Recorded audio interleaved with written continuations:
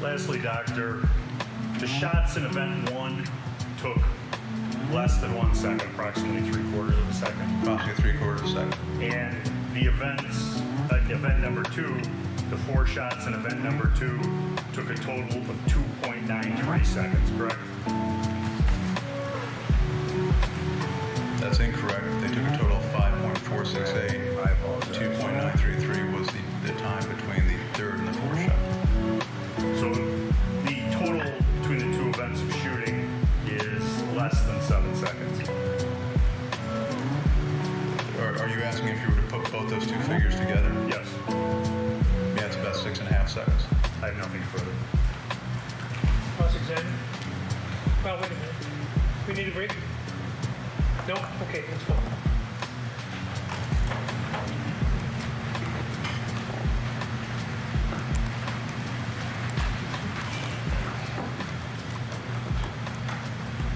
Do you want this off screen, counsel? No, you can leave it up. That's fine. Thank you. Yes, sir. You indicated earlier that your law enforcement experience is in the state of Oregon. Is that correct? Yes, sir, it is. You have never worked as a law enforcement officer in the state of Wisconsin? No, I'm not. And you were retained by the defense to provide expert opinions in this case, correct? Yes, sir. And you are being compensated for that? Yes, sir. What is your hourly rate? It varies somewhere between, for certain tasks, $160 an hour, and other tasks up to $480 an hour. And for your testimony here right now, are you billing at a rate of $480 an hour? No, sir, I'm billing at a rate of $320 an hour. $320 an hour to be here in court? Yes, sir.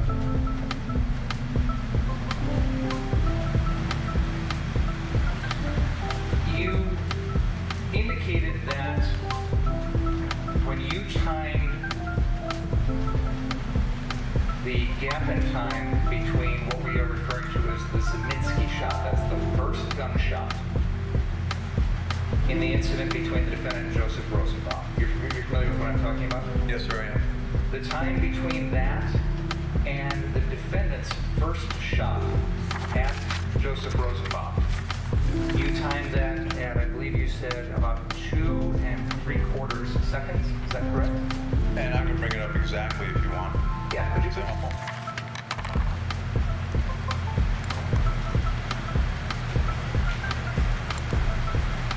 So here you can see the first shot over here where my cursor is moving at 24.61, and then the first shot here at 27.25.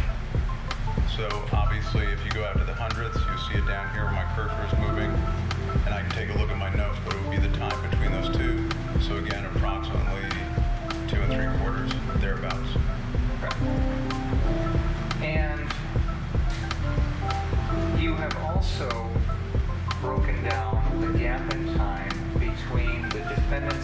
fourth shot to Joseph Rosenbaum and the time in which that first person comes up behind him and swings at his head.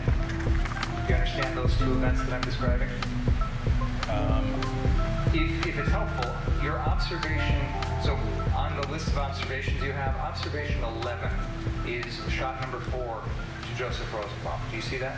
Right, so if I understand correctly, we're asking for the time between 11 and 15? Yes. Okay.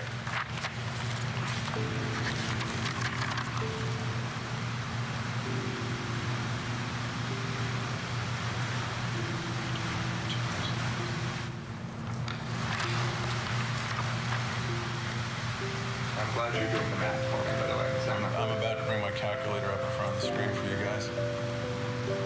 But putting that aside, 1.8, 3, 7.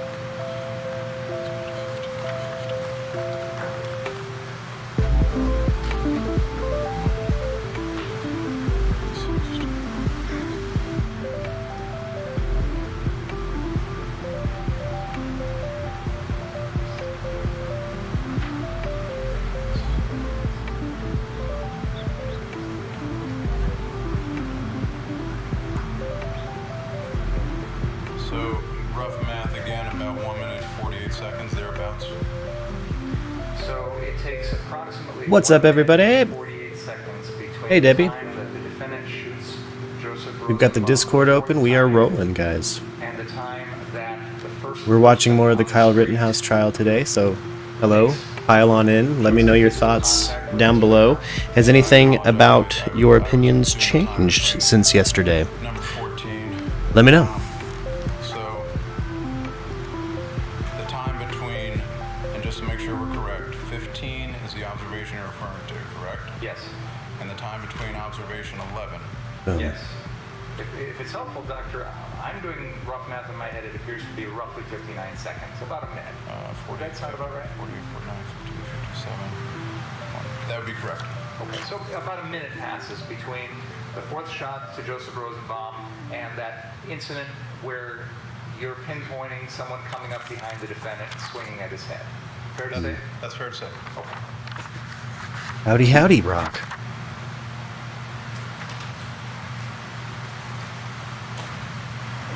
You played a video in association with observation 16. Do you have the ability to access that video on the screens right now? I do, sir. Do you have the ability to show us metadata associated with this video? Ooh, snap.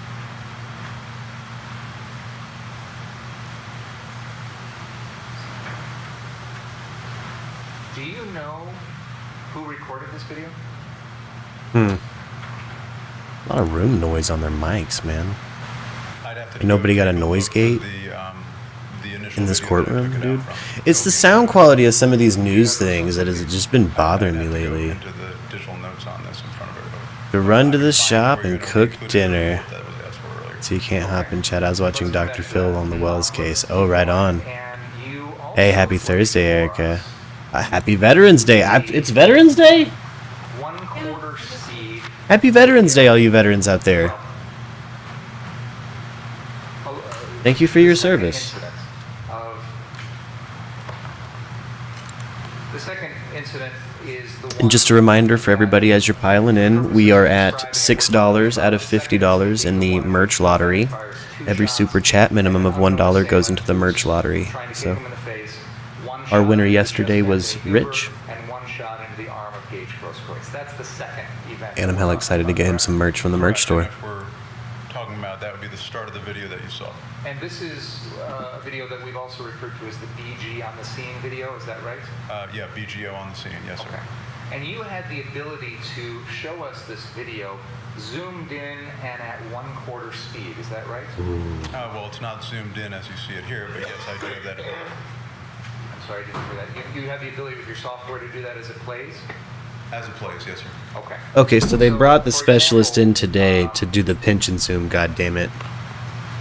The one one that's up on the screen right now, that is the normal speed version?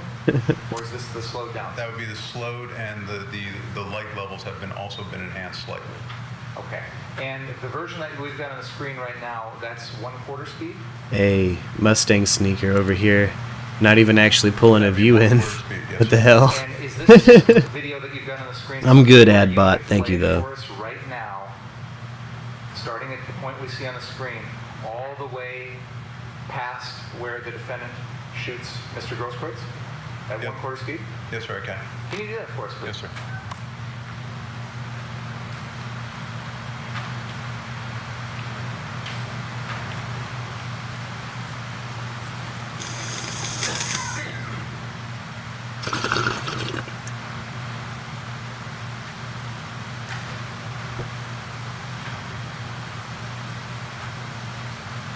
Anybody joining me in the Discord yet?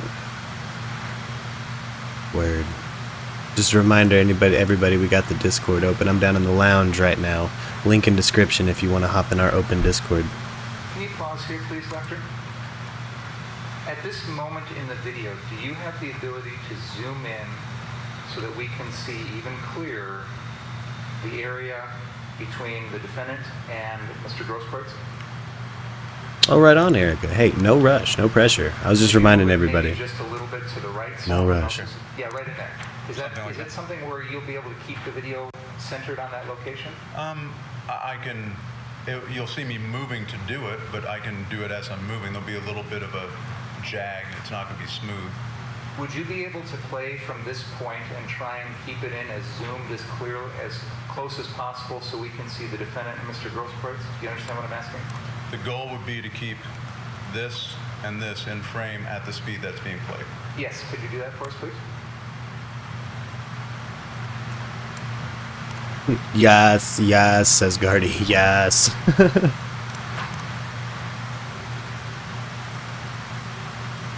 You mind closing that window for me?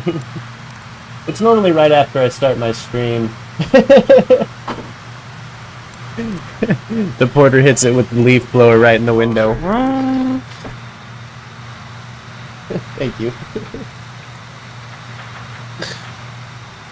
Now, Dr. Black, if I can look at your Exhibit 142. You can come watch some of this zoomed in footage, love. Give me just a second. I'm sorry. I'm working on a million things right now. Oh, I didn't know you were. I thought I caught you at a good time. Yeah, take your time. Okay. No worries. She back there managing, y'all. Observation point number 8 is the first shot that the defendant fires at Joseph Rosenbaum. Is that correct? Yes, sir. And observation number 26 is the final shot that the defendant fires at Mr. Grosskreutz, correct? Also correct. Can you tell us the amount of time that passes between the first shot, observation number 8, to Joseph Rosenbaum, and the final shot to Mr. Grosskreutz, which is observation number 26? I can, and again, and just to make sure that I have the numbers again, we're looking for observation 26, correct, as the stop point. Is that correct, sir? Yes. Okay. I've been dying to see some of this actual zoomed in footage because we watched the footage yesterday. One more time, please. Catch anybody new up? We watched the trial yesterday, but I'm still immensely interested in seeing this kind of zoomed in. Approximately 1 minute and 20 seconds. In that 1 minute and approximately 1 minute 20 seconds, the defendant fires all 8 shots that we see. Is that correct? Yes, sir.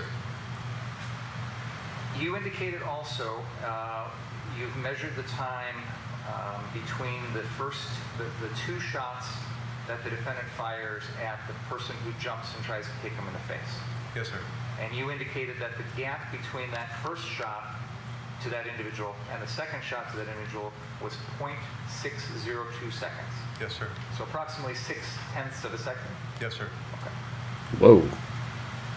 Now, you also have the ability with the software that you're using to give us the data that's generated by that software. There's a separate report you can generate as part of that. Is that fair to say? For part of it, what's referred to as a workflow report. So basically, the actions that I took upon a piece of video, the workflow, whether it's enlargement or these type of things, those can be generated. And do you have the ability to generate that here today if you wanted to? It would take a little bit of time. I can generate it. I wouldn't say that I could generate it today. I'd probably have to do it during the evening, but I can get them generated. Okay, and that would show us the work that you've done to modify, edit, or do anything to the videos that we're showing in this. Sorry, I keep taking the footage down. I'm just trying to get a little squared up thing while we're just chilling watching this.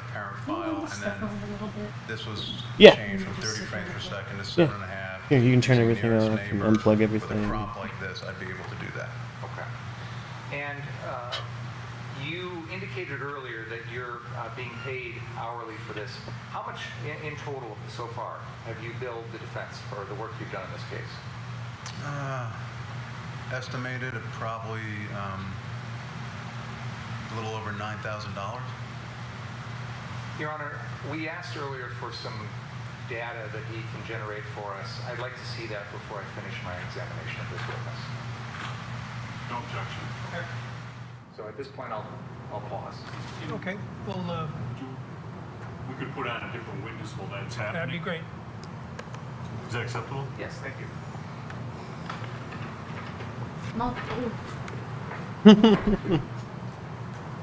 Now your hair looks beautiful. Thank you. Hopefully it puffs up better.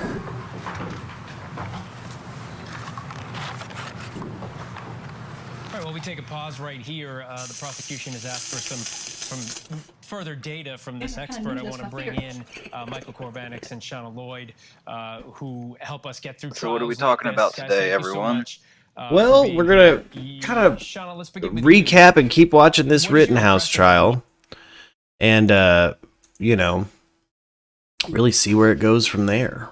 I kind of turned heel and did this one. Decided to do this one live because it's Anytime you start I don't know this, what I wanted to watch. Was this trial anyway? We finally get the pension zoom. We get the resolution of the pension zoom kerfuffle from yesterday, which is, you know, everyone was very I've been clear. excited about that. They didn't have the time and Just to the get that, benefit of you being know, able to see some of this footage with a little bit more clarity, get as close as we can to what it was like to be the people on the ground, you know. Special guest, did I tell you about the CIA admitting to making 6 remote-controlled dogs in 67? Oh, shit. Rock says good morning. Good morning. Um, How are you? Yeah, I figured we'd just have an open mic, just a chat today, you know, kind of follow along as I just thought I'd catch some juicy deets from the trial, you know, kind of round out our coverage of it. And that's it. That's all. That's my only plan. Declassified in 2018. You can look it up on Newsweek, says special guest. Holy shit. The CIA and some remote-controlled dogs. Would you mind grabbing my drink? Yeah. Thank you. Really important moment. I don't mean to be moving around so much. I'm working from home, so I'm trying to set up stuff real quick. Not trying to be distracting. I think we're all chilling. We're on a break from the trial shit now, so. But how's everyone doing? How you doing today, Justin? How you doing today, Gardy? You should do that. They should be prepared. I thought as the cross-examination went on with Mr. Rittenhouse that We're going to be shooting a tattered map today, by the way. So we're going to put all of our conspiracy stuff into this program today.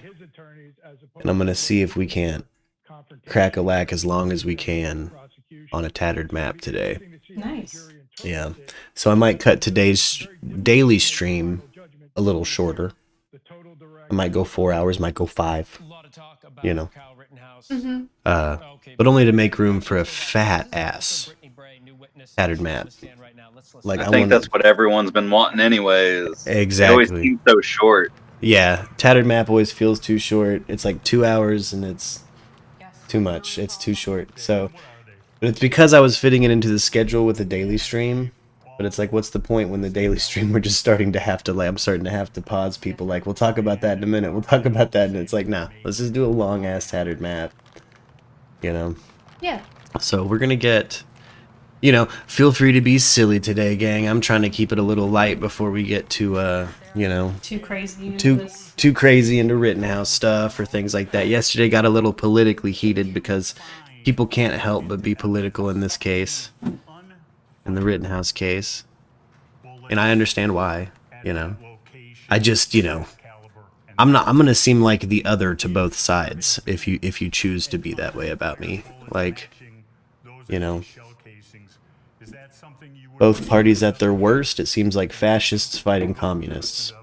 So I don't particularly care for either side's actions when we're talking about the zealous extremists on either side.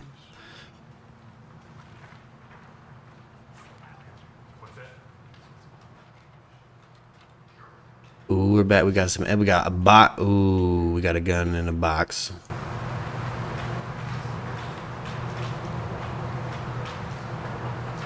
What we got going on? What is this? Passing evidence up. And I've been also excited to see the defense team in this situation do their work because I want to talk to Jameson. I like nerding out about law with Jameson. And all of you. I think we all like nerding out about law with Jameson. We need to get Jameson in Discord so we can launch a show called Law Nerds. 147 in the magazine.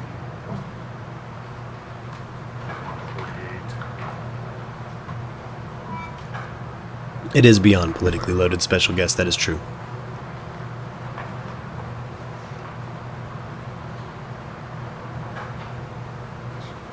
Oh, damn straight. Yeah, K9 was the titties. By the way, from Doctor Who. A robot dog? Fuck yeah. Can you read the number for me? I took it out of my glasses. Sure. 983. Defense 146. 146. There you go. You recognize that? Yes, I do. What is it? It is a .40 caliber Glock 27 that I collected on scene. I'm sorry, I couldn't hear the last part of what you said. Could you speak? Sure, sorry. It's a Glock 27 .40 caliber handgun I collected at the scene. You collected that on Sheridan Road on the 26th? Correct. And it is still in the same condition and box you put it in? Yes, sir. Showing you what's been marked as Defense Exhibit 147. Could you tell me what that is? It is the magazine that was collected near the gun. Okay, is that magazine loaded? It is, Did you ever determine how many bullets were in that magazine? I believe, 9. Is that on the label? The amount of bullets? Yeah. No. And lastly, Defense Exhibit 148. Could you tell me what that is? This is going to be the unfired .40 caliber round I found near the gun. Okay, so there was an unfired round D148 found in the same area as the shells that were in the magazine and the Glock, correct? Correct. And did you ever look to see if they were the same make and model? I did. Were they? Yes.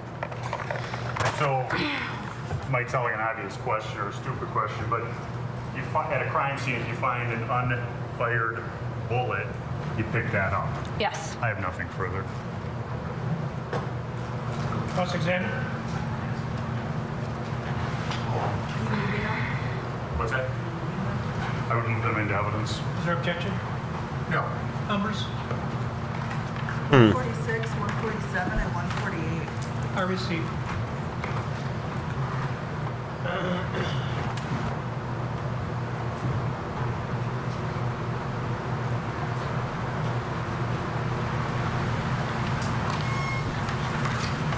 Different suit today. I wonder if he heard everyone's comment about his Easter drip. Did you collect any other guns or evidence, well, let me put it this way, any other guns than what you've just testified to? No. Are you familiar with AR-15s? Yes. How are you familiar with them? I own them. I've shot them. I've trained with them. Have you ever had an experience where one has jammed on you? Yes. Can you tell us about that? You have to clear it, usually to rack the slide back to eject the jam. whatever the round is that's jammed in there. Send it forward, and another bullet would go into the chamber. When you have to eject... Special guest, we're in your realm right now, baby, and I'm very excited. We're talking guns. Is that a spent shell casing, or is it Could be an either unfired? or. Could be either or. We need to make sure we're not talking the same It's the time kid for from the Big benefit Boy of the Burger. court. Thank you, special guest. So, in your experience, have you ever had a situation in which you have pulled the trigger, the round has fired, but the spent shell casing did not automatically eject like it should? Yes. And then that process you've described would be the way of ejecting that spent shell casing? Correct. I have nothing further.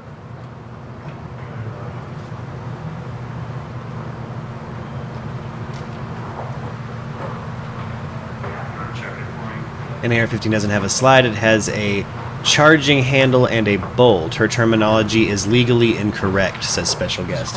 That's what I was wondering about. It's like, I don't think an AR-15 has a slide.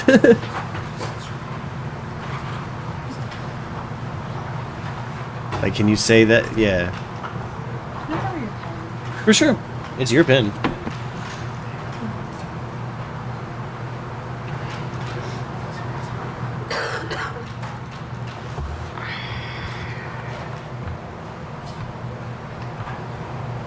Nuh-uh. Sure, it's been previously Yeah. marked as Exhibit 28. Yeah, I'm in the middle of doing Not these. this That's, specific this gun, is what I'm but are you doing right familiar now with guns like this on type? screen. Is what it, yeah. And that's if what I'm one had a jam or had to clear, one would pull back. There's so many NDAs between what Lux is doing and what I can say she's doing. Fucking, eject the bullet that was here, correct? And I've got a standard ruler that I was provided by the court from the back of where the charger sits to the end of it, 4 inches. Is that a fair statement? Yes, sir. And to clear the weapon, you have to take it all the way back and let it all the way forward. Yes. He's wrong. There are multiple ways to get a round out. Though what she described is the first thing most people are trained to do, says special guest. Yes. Yeah, okay, I thought so too, that maybe there was more than one way to clear a round out of your, if you're jammed, but... You just fired that gun, and that spent shell casing didn't properly eject. What would happen if you pulled the trigger then? It Again, would go click. It wouldn't go bang. so in order to fire the gun a second time after that, you'd have to do that re-racking. Is that right? Yes, correct. And then if there were ammunition in the magazine, it would load another round and the gun would be ready to fire. Correct. That's all I have. Let me step down.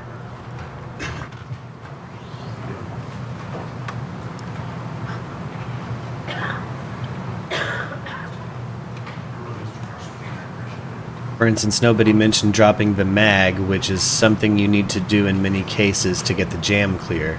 Yeah, special guest. Yeah. Okay. Mechanically, that tracks. That makes sense to me, special guest.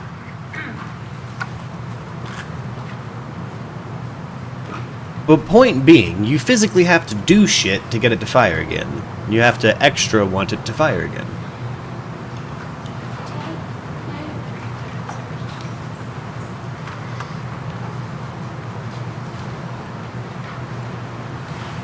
Interview with Frank Hernandez.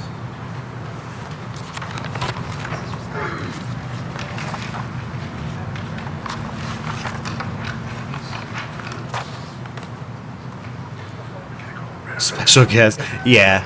I'm surprised the judge or nobody spoke up about that. All right, we are in the middle of Kenosha police officer Brittany Bray's testimony. She's being asked a lot of questions about, well, it looks like they've let her go from the stand, and another witness is about to sit down. All this happening against the backdrop of the prosecution waiting for some more evidence and data from the use of force expert. Let's listen. Real quick, working man's Derek Jeter could get lined up way better. I'm guessing Kenosha, Wisconsin has nobody that can do a fucking fade right. Dude, that fade. Look at this. Weak ass fade. Look at him. He's lined up so poorly. Bruh, someone did you dirty, Frank. God. This was Drew Hernandez publicly. My last name Hernandez. Okay. And Mr. Hernandez, can you tell us a little bit of your background in terms of what you do for work? So I'm a professional commentator on Real America's Voice. I commentate on the news, I commentate on what's in pop culture on a daily basis, and I also do on-the-ground reporting, specifically on protests. We do the same job. And the 2020 riots. And as it relates to the Frank and I work the same beat. Reporting is what I'm interested in. Were you in Kenosha on the evening of August 25th of 2020? Yes. And were you there to cover what was happening with the civil unrest in Kenosha? Yes. Okay. And were you able to do that with some type of video equipment? I use my iPhone, and I also use I think y'all should fill the like button's shoes with pebbles and then yell fire. After the 25th, I don't want to know where you live, but you don't live in Kenosha. Is that fair? Damn straight. Hey, everybody, smash that like button. Was there a time after the 25th that someone from law enforcement had reached out to you to try to get a hold of some of the information that you had through video? Yes, I don't remember his name specifically, but a detective did reach out to me. Okay. If I said it was Detective Ben Antaramian or Detective Martin Howard, does that do anything? One of the two. He identified himself from Kenosha. And were you able to make connection in some form or fashion with those law enforcement officers? Yes. Okay. Can you just briefly explain kind of how that went down? So they requested all the footage that I had, and they sent me a Dropbox link that was not sufficient. It only had, I don't know, not enough memory because the body cam footage is, over 50 videos. But the reason why I wasn't able to follow up was because I was covering all the riots last year. I was in Portland, Seattle, Washington, D.C., was all over the country, so I just lost track. His eyebrows are fierce. The civil unrest in Kenosha, your employment then took you to cover other They're like things two going giant on around Italian mountains. Yes. And so, if I have it right, Peaks. you and law enforcement had kind of not been able to connect for some period of time after that. Yes. Was there a period of time then closer to today, or this trial, that you were able to do that? Yes, I did that through my attorney. And were you able then to provide to both Mr. Rittenhouse's lawyers and the prosecution a full set of the videos that you had mentioned that you had taken? Yes. And so my questions to you initially will be this. Were you kind of working by yourself that evening, or were you working with a team, or what? Yes, last year I was working independently by myself. And is it fair to say that on that night you didn't know who Kyle Rittenhouse was? No. I don't know if you've heard this, but there's been other people mentioned, Mr. Rosenbaum. Were you aware of who that was? No. Were you aware of Mr. Huber or Mr. Grosskreutz? No. Okay, so Bless you. You had no knowledge of any of these people prior to August 25th? Nope. Fair? Okay. So looking back now, understanding you're familiar with who Mr. Rittenhouse is now, correct? Yes. Have you had an opportunity to look back on your videos to see if you had captured Mr. Rittenhouse on video, had any type of contact with him in any way? I have had no contact with Kyle Rittenhouse, but I have looked at footage to just go over it, yes. And does your footage capture any, any contact, maybe not personal contact, but anything that you saw Mr. Rittenhouse doing that evening? Yes. Can you describe that? So Antifa and the rioters were going head to head with the police in front of the courthouse. And as they were doing so, the police then responded. I believe they called an unlawful assembly of some sort because Antifa had their riot shields out. They were throwing rocks at the police officers. They were even trying to get inside of the hood of one of the police vehicles. And this is all documented on footage that I submitted as well. But to answer your question, when the rioters were being dispersed further down Sheridan towards the Car Source dealerships down the street, the rioters were grabbing concrete slabs They were throwing them on the floor to create more rocks and to throw them at police officers. They were launching fireworks and other explosives that I couldn't identify. But as they were being pushed down the street, they passed car source 2. And the rioters identified individuals with long-arm rifles on top of the building. And they immediately attempted to agitate them, to try and start some conflict with them, saying, "You ain't the police, you ain't the police."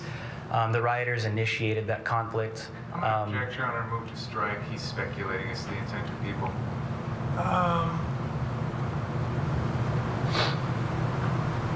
You need to proceed by question and answer.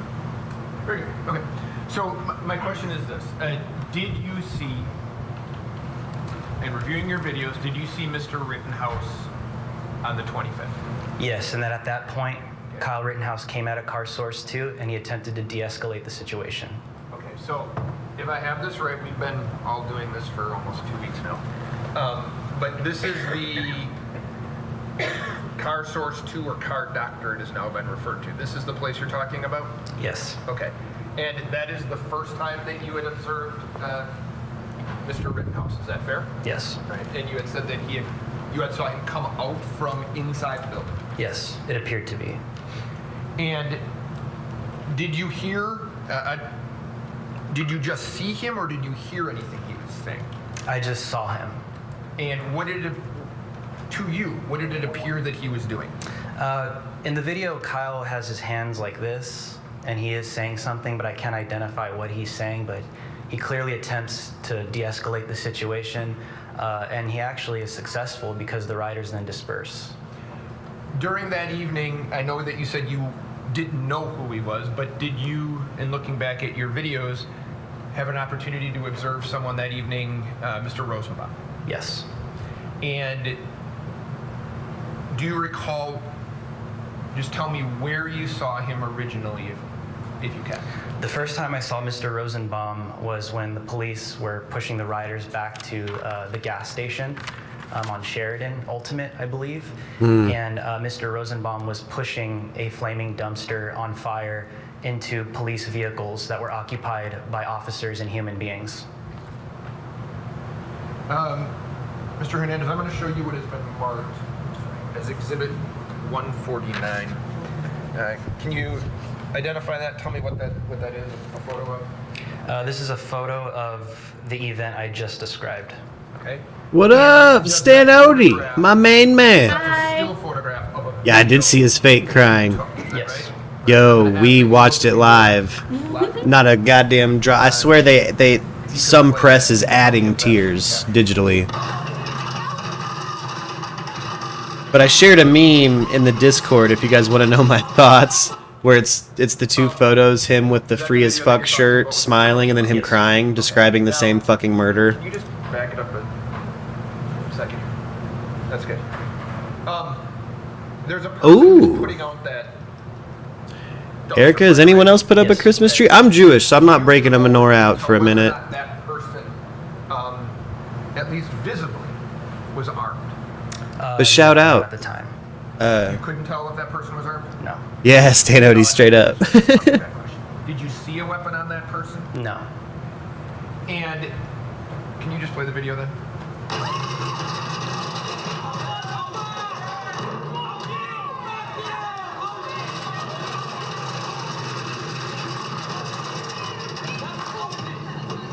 And Stanody, I need to just get your fucking cell phone number from you so we can just text each other. After that video, then, was there other? I got like design ideas and clip ideas and after that video. Yes, he immediately was show idea. Aggravated because an individual. Why do you say that? Because you can even hear at the end of the video, Rosenbaum is saying, "Why do you do that?" And right after this event is when they identified the individual with the fire extinguisher with the individuals with the rifles in the gas station, and their attention went from the police immediately to the individuals at the gas station. So what I'm interested in is Mr. Rosenbaum. Yes. Did you see Mr. Rosenbaum do anything that Hell yeah. drew your attention after what we saw in the Absolutely. He led the charge. into the gas station. He was getting physically Oh, hell yeah, special aggressive. guest. He appeared to be attempting to start a physical altercation with people in the gas station, to the point where he was telling one of the individuals with a rifle, "Shoot me, N-word, shoot me, N-word," clearly attempting to start a physical altercation. I'm going to show you what has been marked as I think it's 150. Can you tell the jury what that is? This is right after the dumpster was put out, and Joseph Rosenbaum and other rioters around him begin to turn their attention onto the individuals with rifles at the Ultimate gas station.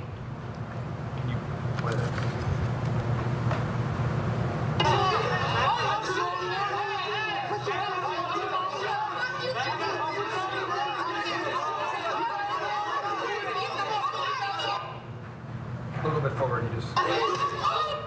Is that Mr. Rosenbaum that we see kind of will be on the right side of our screen? Yes. Okay, go ahead.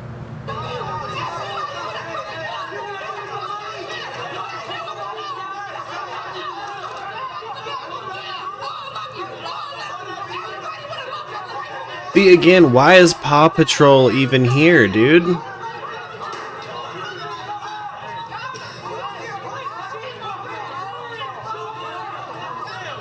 Fucking rifles. Like, It's so it extra. just feels like they know exactly what they're doing. They're even looking at everybody holding their damn cell phones, filming them. Like, Yep. they know what they're doing. They know why they went there that night. And I mean, anybody, I can't watch this, and I mean, you can see it. You can see that they're there to. They're not there to protect their community. They're there to protect the motherland. And fuck that. Fuck that behavior.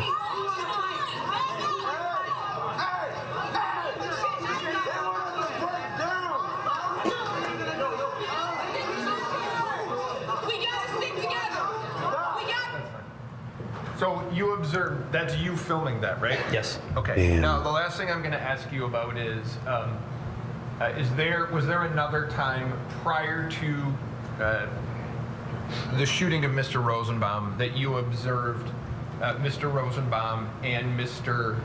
Rittenhouse in the same location? Yes. And if you know about how long. What up, Christy? Hi, Christy. Hello. Good Yo, morning. shout out Michelle. She giving birth. So after Oh, this scene at the gas station, there was another I'm so fire excited at a to hear mechanic from shop her. a block I hope away. she's okay. I hope Went to everything's go gonna be okay. document that for I about bet you, I 20 got a good minutes. feeling. And Had a when good I feeling. came back is when I saw Rosenbaum in the middle of the street lighting a trash can on fire with now his identity concealed with a t-shirt over his face. So I'm going to show you what has been marked as Exhibit 151. Can you tell me what that is? This is when I returned to Sheridan after documenting the fire at the mechanic shop about a block away. Why is he Frank And Drew this is the beginning Hernandez? of when I see what I just described. Okay. Frank But- Drew and I might have to Hernandez. Like, if I'm on stand, am I gonna be, you know, Gerald Merck Caliente? I think that's just what they call him. Like, I had a guy, I used to work with a guy at an old job. He had a Japanese name, like he's half Japanese and half Latino, but he didn't go by his Japanese name, he goes by Greg. Oh, okay. So, like, Okay. it may just be, like, I don't know, it may be either a preference, or maybe that's a street name, or, I don't know, like, maybe he grew up and, like, learned, like, that's what they called him growing up. You know, Now, there's can you no telling tell me, unless is this he person right here? has it on a bio somewhere. One of my aliases, according to an actual police document, is just a hyphenated version of my last name. Like my real last name. Just the first 3 letters of it. And I'm like, who put that in there? I never told you guys that. That wasn't me. Who'd you guys hear calling me that?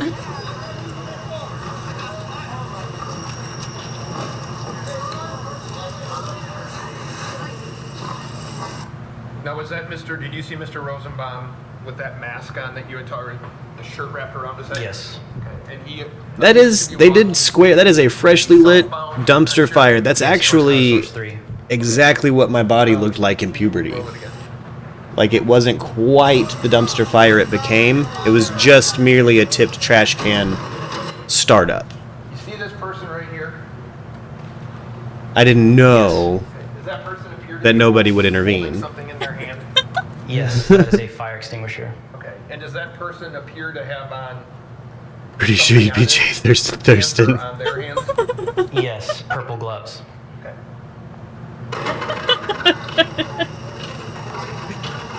Well, now you guys know my real name's Gerald Caliente.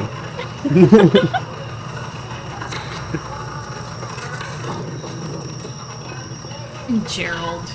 You've been Gerald all along. I've been Gerard this whole Gerard all time. along. It's just like a play on fucking Gerard. It's all the same.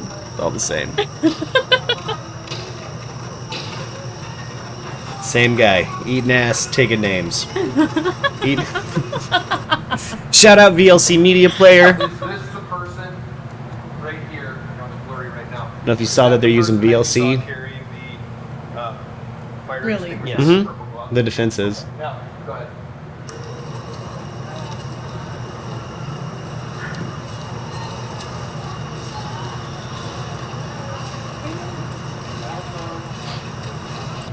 Bullshit last minute. If you know, or based on I'm what not, you saw, what I would do it around this time if I had kids in the home at Erica. Word, person here with Jameson. the fire extinguisher Yeah, do you purple holiday gloves, decorate?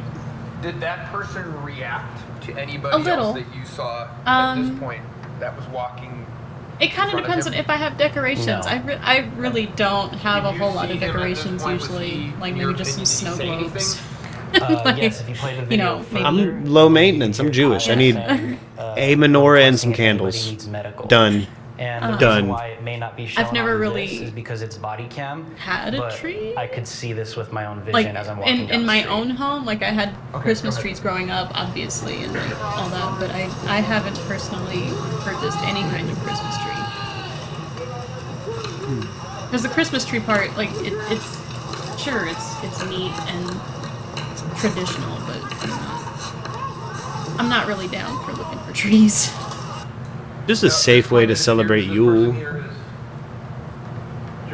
Yeshua was born in harvest Yeah, if you time, back it up a couple not seconds, midwinter. you'll see him even more clearly, and that is Joseph Rosenbaum, yes. Now, when he was walking down the street, headed south on Which I Sheridan, fucks with Yule.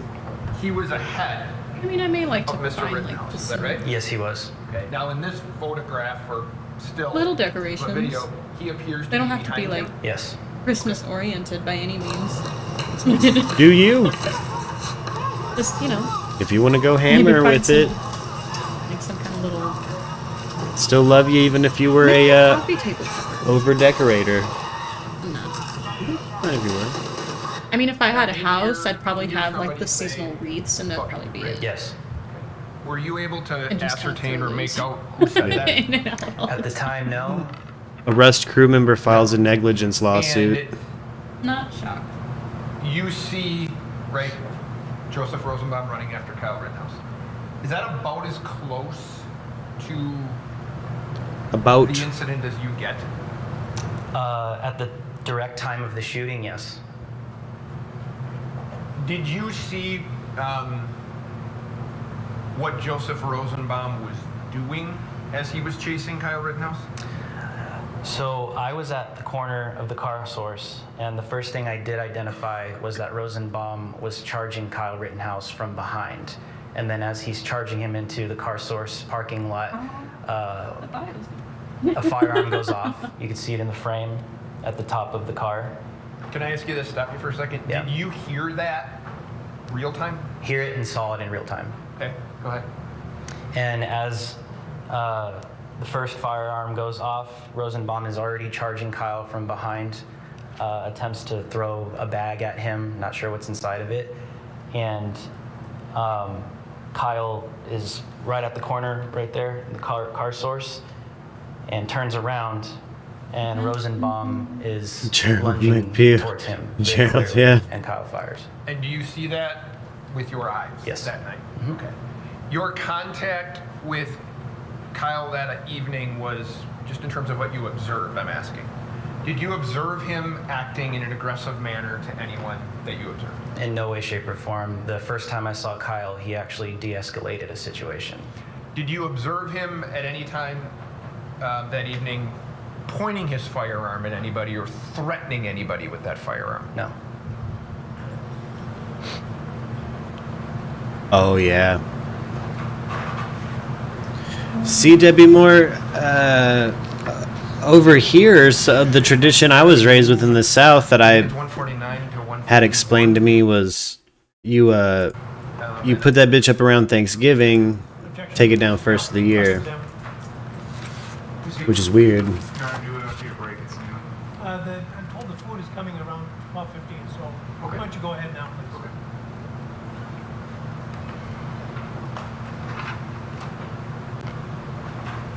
They're getting lunch catered.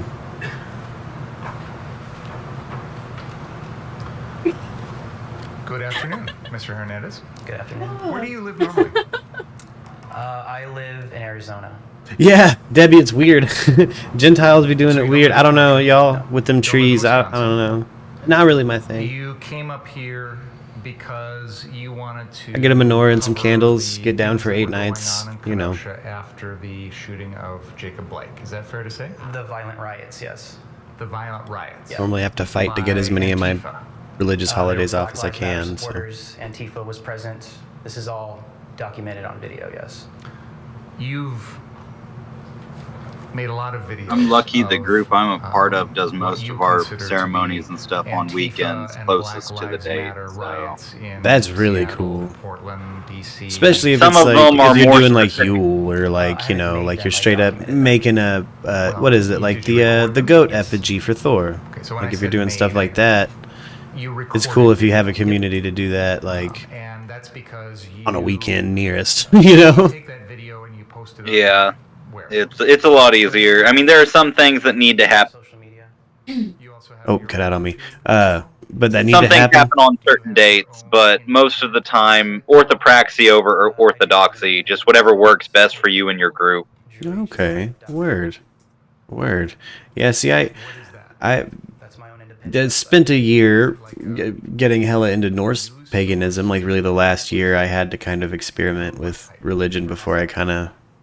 That's related to what I practice. Yeah, see, so I'm familiar with like some of the like, you know, solstice things, some of the harvest things need to be done at a certain time on a certain day, or there's sacrificial things even where it's like you got to give a certain amount of your crop to, you know, Freya at a certain time. You know what I mean? Like that's yeah, been a thing. A lot of that stuff actually survived.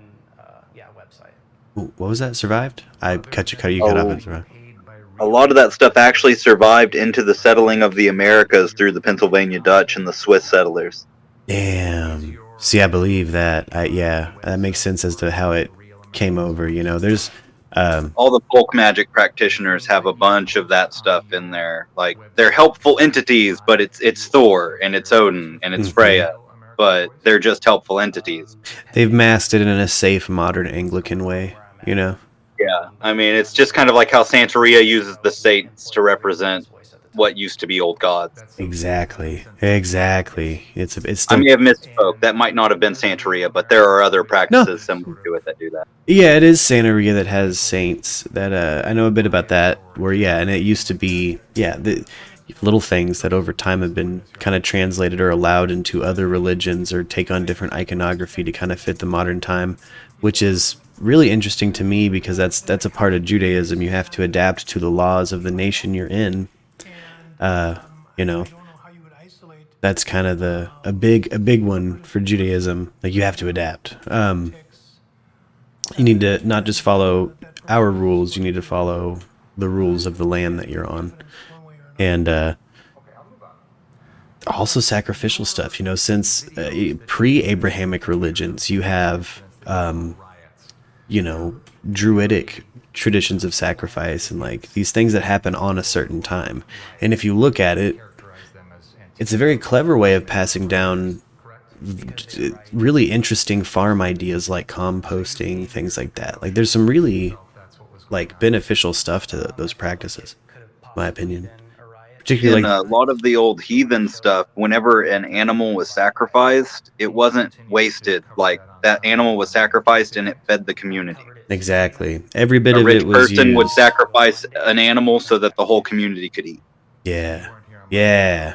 See, exactly.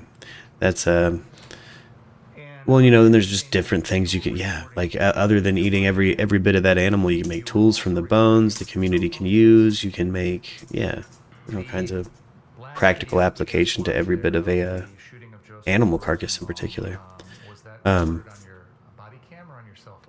I love religion. I just saw one video. All of them. More than one video that you just shared with us? There's two. There's the body cam, and then there's the cell phone as well. What was the one we just saw?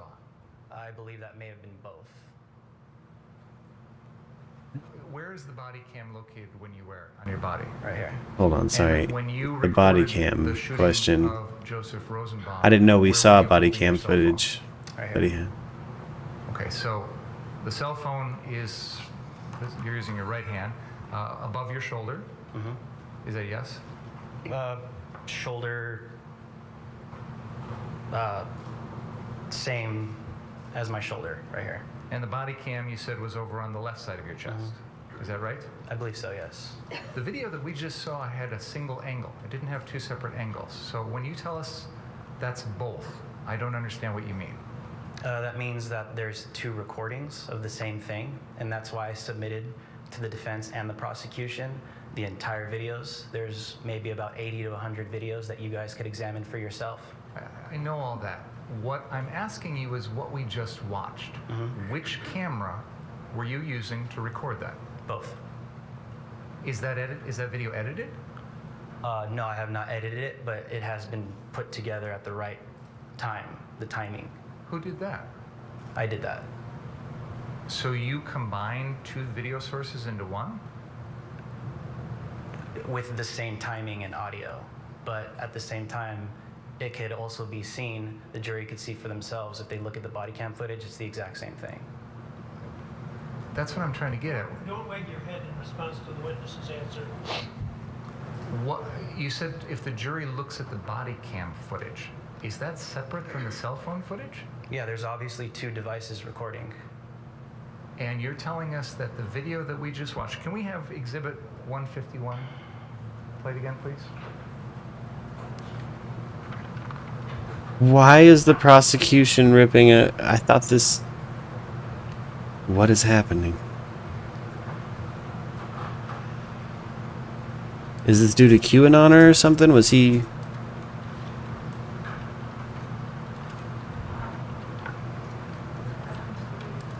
Okay. Is this 151? Mr. Hernandez, we have the video that was the last one played for you, exhibit 151 up on the screen. Can we play that forward, please? Now, as we're watching That's special guest because he's the worst prosecutor in the history of actual courts. That is true. This is a very bad prosecutor. at the same time? This is a body cam. Okay, so the body cam was the black and white business. Where it switches to your cell phone? Yes. Can you please point that out to us? You'd have to fast forward all the way to when I get to car source 3. Can we skip? Let's skip to the 2.5 minute. Yeah, mark. black and white for night vision. Exactly. Everything's reflective, is popping. Yeah. I see why he did it. Let's pause right there. A little further back. Okay, can we go back? Yeah, maybe special guest. 30 seconds? I don't know. A little further back. Boom. Right, Okay, so we'll that's start what he's right here. meaning by the... Okay. I'll tell you when it switches. Okay. Can we play from here, please? He's Mr. GoPro. He's like, well, I'm covered in GoPros when I do things like this, so I had 30 GoPros on me. Is the switch going to occur after this point? Yeah. Okay.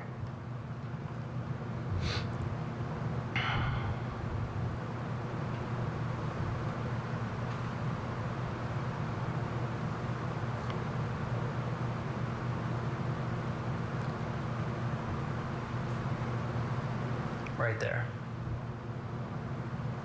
Our little, hold on, here it goes. Right there. Okay. Thank you. So, what you did is you Shout out VLC Media a portion Player. of your body Again, video and a you're portion using of it. your cell phone video, and you spliced them together. I don't know if I would say splice, but I put them together. That's an old-fashioned movie term from when they used to have actual film. Why did you do that? Because it's the same exact. It is legally method how you that have to refer to the you can act take a of look at the body editing cam something footage as well. visually in court, as far as I know. I don't know if You we've can made see it any as well. digital And you've precedent, if we set any you're new digital testifying here precedents today for the that through your terminology. attorney, you have provided the defense and the state with that entire incident recorded on both your body cam and on your cell phone? Yep. But what we just saw was your editing of them together You guys asked for my footage, so I gave it to you. through your attorney. Yes. That's an attorney that you have out of Madison? No objections at all. What's the relevance of this? Well, Your Honor, we've had a lot of questions about other What's the people. relevance of this? I would like to know why he felt the need to retain an attorney to provide video in this case. I think it goes to bias. I think it goes to credibility. It's been asked of other Let's take witnesses. the lunch break. Please don't talk about the case during the break. This judge ain't playing around today, dude. He was like, lunchtime, bitches. No, All right, later. Wow. Fucking wow. That was just impressive, honestly. Of that judge. Like, fucking whoa. How do you... Oh. Man. And I suppose it is kind of a, I don't know. Here we go. Put on a song. While we take this lunch break in court, gang. Have some chill beats. You know what I'm saying? But... Let's see, is the prosecutor trying to get this case thrown out with extreme prejudice? I think so. At this point, it genuinely feels that way. It genuinely feels like he's trying to get this bitch thrown out. But who could fucking say? I don't know. He might just be that bad. This is the second really bad attorney we've covered, but we had a bad defense attorney in the Brian Laundrie case, and now we've got a really shitty prosecuting attorney in this fucking Rittenhouse trial. You know? Your Honor, I object. Judge Judy is a great show. Judge Judy's... I fucks with Judge Judy, I won't lie. I'd hang out with Judge Judy. Would you hang out with Judy? Yeah, I'd hang out with Judy. Doesn't she wait, didn't she get a new show on IMDb TV or something? I'm pretty sure. It's like it's a newer Judge Judy show. Like, Yeah. He's not doing regular ass. Judge Judy-ish. She's doing different Judge Judy-ish. But what up, Discord? What up, Erica? Sorry, I had that everything kind of full screened earlier just for the show, but we're on a lunch break for a bit. We can chit-chat it up.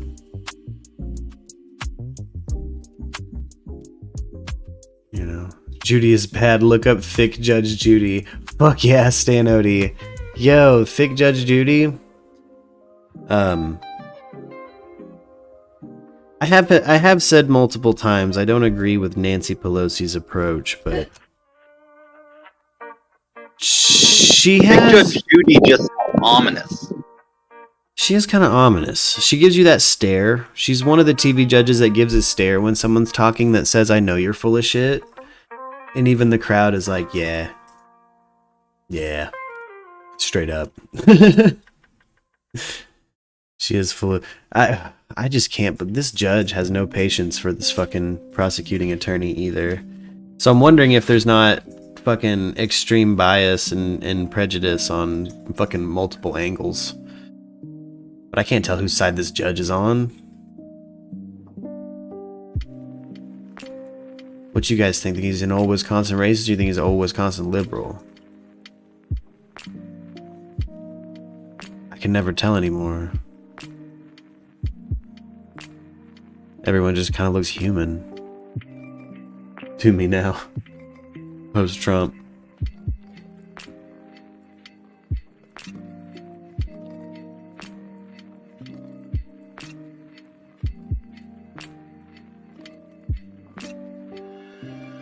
Oliver Dressings. Judge feels very biased. He's rooting for Kyle, I think, personally. Okay. Anybody else agree with Oliver on Twitch? Do you think it seems like he's like biased toward Kyle? Yeah, sure. I agree. I have to agree with both sides. Probably. I can't get a firm feel. That's why I kind of want everybody to talk to me. Silence in the courtroom. Everybody, please rise for an old Toby bong rip, please. Yeah, it's about that time. I'm about to be getting a little noochy before things carry on because, you know. Let's do it. Kyle Rittenhouse over here with the Diet Coke. Ugh, I don't like that kid. Special guest says, I don't so much see him as a bias towards Kyle so much as a bias against the prosecutor for professional reasons. See, special guest, I get that vibe too. Maybe that's what it is. He's just pissy manager pissed. He's just like, do your job. You fucking... Oh. Nobody takes decorum as seriously as the legal profession. That is true. Jameson says, the judge is more unprofessional than anyone in that courtroom. Special guest says, yes.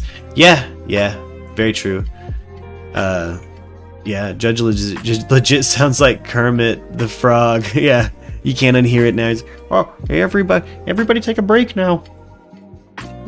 Wish I had a better Kermit. I think I have a pretty decent Kermit. Someday you'll find it. A rainbow connection. I try. The rainbow connection. Yeah. The lovers, the dreamers, me. The lovers, the dreamers, and me. The me sounded so sad. Yeah. I guess I'm sad, Kermit. Joe Brown's a good one too. Yeah. I'm Piggy divorces Kermit. Oh, well, oh, gee, well, hey, baby. I can't do it. Hey, Bert. I can't. I have a shite Kermit the Frog impression, but he does kind of sound like Kermit. He's got that Wisconsin, high voice. I just say this because at the beginning of the trial, he said, this is not a political topic and isn't political depending on the result. Unless he has to say that. Yeah. I just feel that's weird. It is weird that he addresses the political nature of it. If I was a judge, I'd probably just skate clean past it. Anthony Blackard says, I agree, he's definitely biased as hell. Okay. Interesting. See, I gotta agree with everybody. I feel like he seems biased for sure. It might be a bias for professional reasons. It might be a bias for political reasons. It might be he's upset that the prosecution seems to take it almost political. I don't know. The witness has the moral standings of a pig Mises sinner.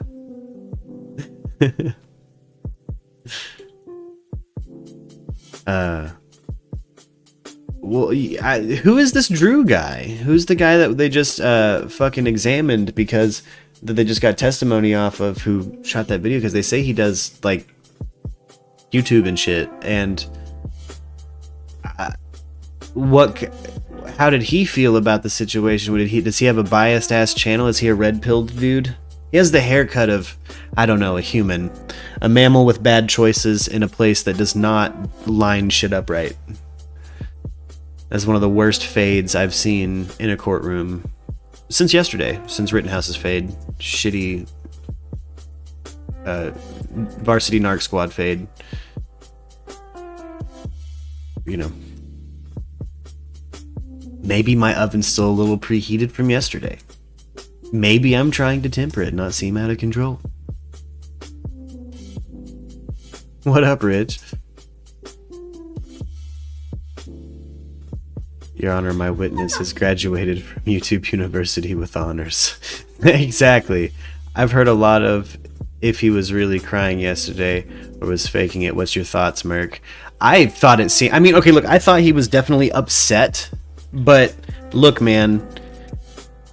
I shared a meme in the Discord, in the memes and shit channel, that it straight up is the photo of him wearing the free as fuck shirt, laughing, describing the same fucking murder he's crying about in court. So, you know, I do think he was in distress, but it's more because he's being viewed for what he fucking is. You know, this isn't, the clout is gone. You know, that he now realizes he can't graduate out of Paw Patrol. He'll be a mall security cop. You're not going to be, you know, the merchant marine you thought you'd be. That's why he was crying. Like, is crying for selfish reasons, not for remorse over killing a fucking human, in my opinion. But that's, you know, yeah, right on, Oliver, yeah. So, you know, again, I agree he was upset, but you can be upset for a lot of different reasons. Your Honor, the witnesses clearly hold a chopped red onion in his hands. This boy pulling onions out of his pocket. I mean, I swear I saw like a Fox News or something where they added tears to his cheeks that I did not see yesterday. And it was just a still photo where I'm like, why are they adding glistening tears? I don't remember seeing that. And then sure enough, I watched the footage. I'm like, no, there weren't tears rolling down his cheeks. Not that I recall. And now that I saw after I rewatched it, so yeah, I don't know. I definitely don't think he's genuinely fucking remorseful. I think he's upset he's being looked at like that right now, and they're asking him tough questions about the stupid shit he did, and he'd have no problem, and we know he'd have no problem talking about this shit if he was in a free as fuck shirt at a Wendy's. You know what I'm saying? So I just got very little respect for the kid, period.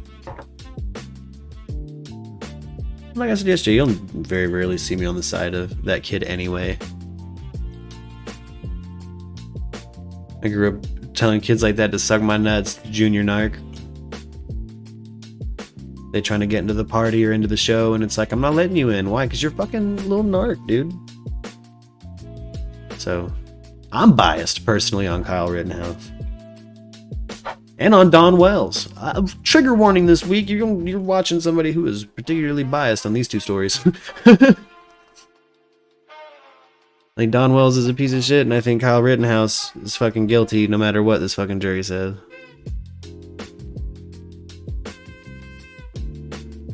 Oh, the best kind of cry, Senna, is the mom, the super proud mom in the award assembly. That's the best cry. Because you don't see it, you hear it. You hear in a silent auditorium. It'll be like fucking they're announcing names and shit in an auditorium, and then you hear the "Hey baby," you know what I mean? That's the best cry in the world. Proud mom cry. That's how you know you made a motherfucker proud, when you get that fucking can't breathe cry. And yeah, I imagine snot, but visually you don't know. You're up in the fucking stage getting awards and shit. Calling it now, and it's sad, but he'll be able to walk free one day. Yeah, Oliver, I do think that it, you know, I'm a little concerned, and we had oh goodness, who was it? We had a friend, for a new Murky from Wisconsin in here yesterday, and he was telling me all about how fucking Wisconsin might fucking burn if this kid walks. And I'm a little worried for Wisconsin. I have a sister in that state, and yeah, worry about it.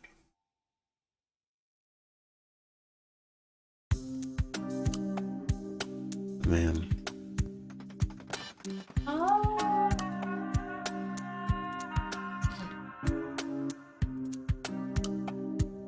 And speaking of Murkies, where the hell's Arianthe? Hopefully my notifications went out today. I rebooted Streamlabs and did everything on my end I can do. So hopefully everything's smoother. I got my notification pretty much right as you started. Okay, good. It did a whole thing for me. I've seen her in text chat, so she might just be busy doing mom stuff. Yeah. Okay. Reslin Pluck. What's they talking about now? Oh, Reslin, man, boy, let me tell you. We still talking about Kyle Rittenhouse. I think this kid's fucking guilty as shit. They did on Twitch. Okay, cool. Send out my notification. See, Twitch, I don't get too many issues, but I'm not affiliate yet, so that's my goal, is to hit affiliate on Twitch. Because already partner program on YouTube makes sense to. Oh, and I tried to bounce. I'm trying to reconnect to Facebook, but Facebook just hates our show. Fuck Zuckerberg, man. So if you bounced over here and you used to watch on Facebook, I'm sorry. I genuinely tried to be back on it this week.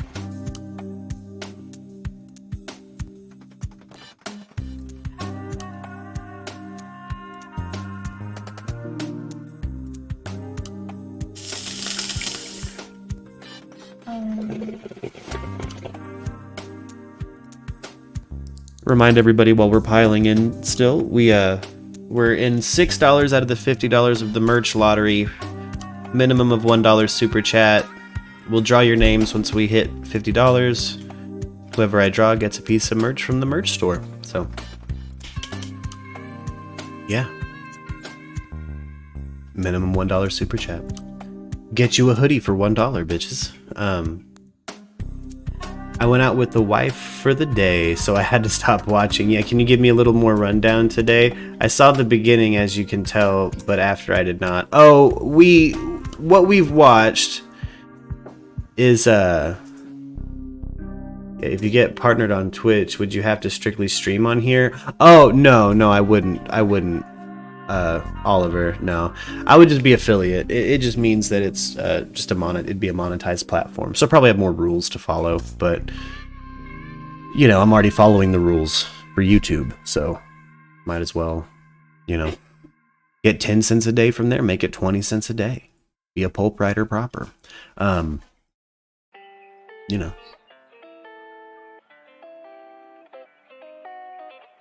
But what we saw today, Reslin, was a gentleman named Frank. He goes by Drew. He had a GoPro, or he had like a cell phone and a body cam, and he took footage of the Rittenhouse situation, and they talked to him about it.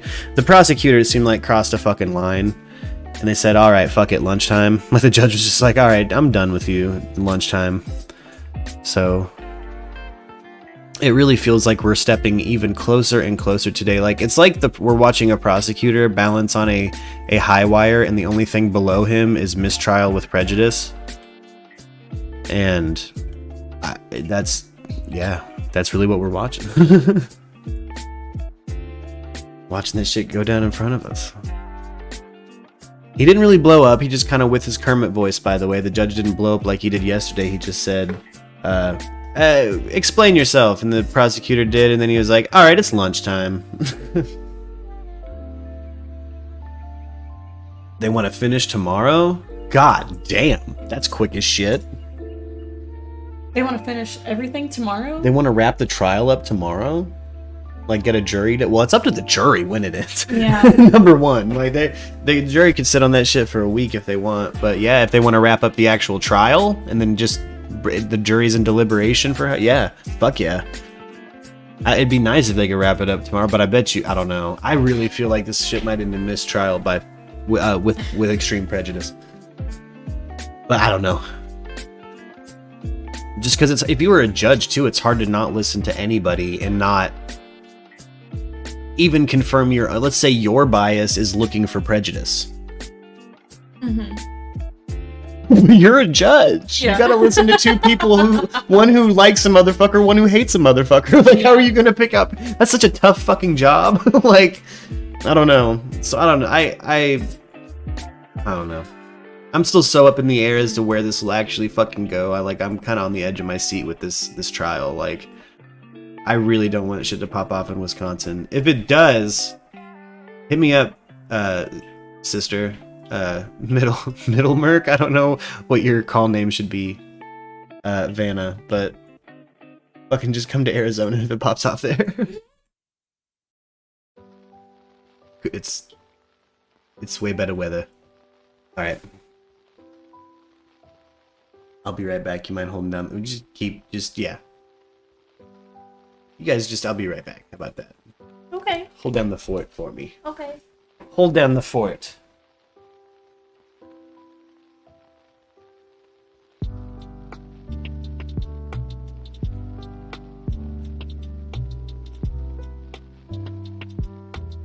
Bye.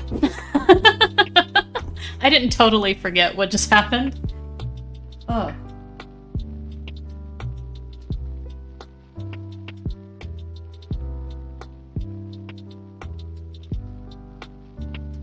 Oh gosh. This whole thing is crazy. It's hard to watch this kid do this.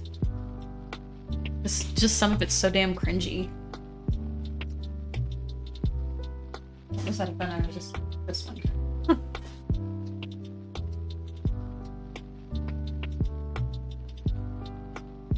What? Nothing.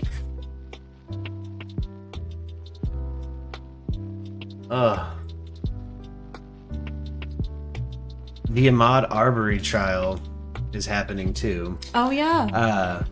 Do we have like an update on that? Do we have an update on it? No, I have not. I've been kind of consumed by the Rittenhouse trial. But again, I hope that these equally soft-shelled, smushy potato people also end up fucking in jail for murdering somebody. The Ahmaud Arbery one is insane. Like where the trucks of people, two trucks of fucking dudes roll up. Here's kind of a recap, actually, if you guys here. In Brunswick, Georgia, with more on this. Alex, first, this is a pre-taped deposition before the trial. How is it Here's the trial that matters, the Natalie Wood murder trial. What, special guest? Hey, Phil. So we're about halfway through this nearly 4-hour-long tape deposition. It's 3 hours and 45 Real quick, special guest. What's the only kind of wood that doesn't float? issues. He's not going to take the stand. Natalie Wood. Ba-dum-cha. But in it, we hear directly from Larry English talking about some of the traffic through his home that's been under construction in that Satilla Shores neighborhood. They describe it as an open construction site. He had video cameras, surveillance cameras installed around the property.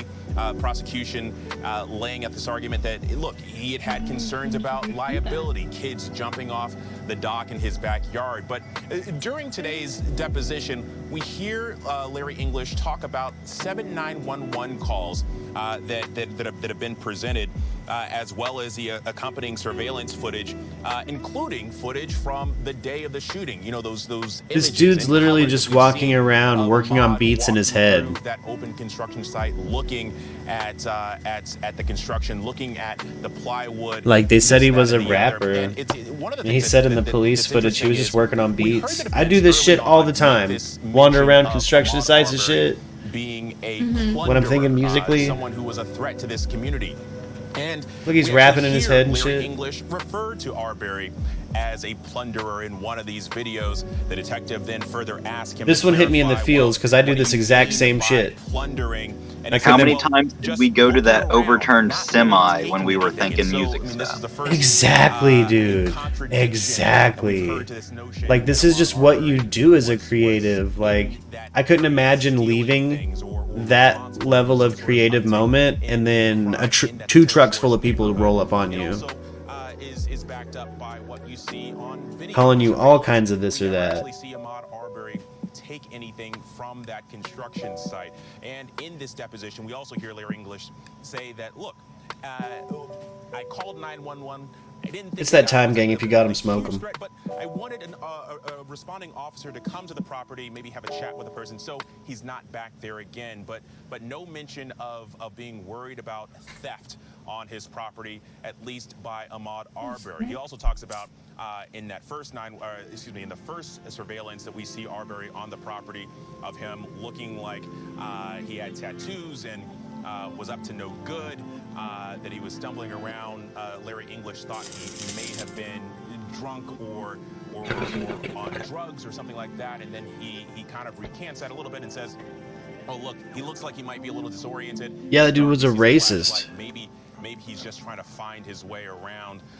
Let's be real, why he didn't approach that person. If that person would have been 50 years old and white and drunk and stumbling around his property, I bet you he would have walked up on him and not called the cops. Alex, it's not just what's happening inside the courtroom that's important. What have you seen outside the courtroom there in Brunswick, Georgia, of note?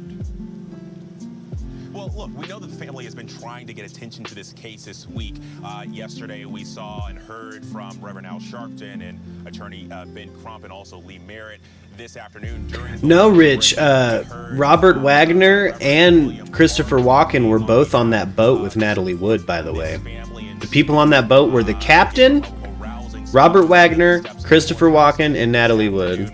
We also know that there's a march planned again today around 2 p.m. Well, so I always heard that the speculation was that Wagner and Christopher Walken had a bisexual relationship, or that he was the cuck in watching Christopher Walken rail out his wife Natalie Wood. Just rumors I've heard from industry folk. This is a case that this community has been involved in. But Walken was on that boat too. In February of 2020, people here are tired. They were all the captain says they fought at dinner, the three of them. You know, this is wearing on them. I think something else that she mentioned is that, well, we haven't seen huge numbers here this week so far, at least from the local community. We've seen buses come in from the outside at times, but also keep in mind that around this courthouse, it's a primarily minority community, and she also says that community was very, very much affected by COVID. Oh, Gilligan was on the boat with the skipper. Nah, they were lost. They fucked up a 4-hour tour.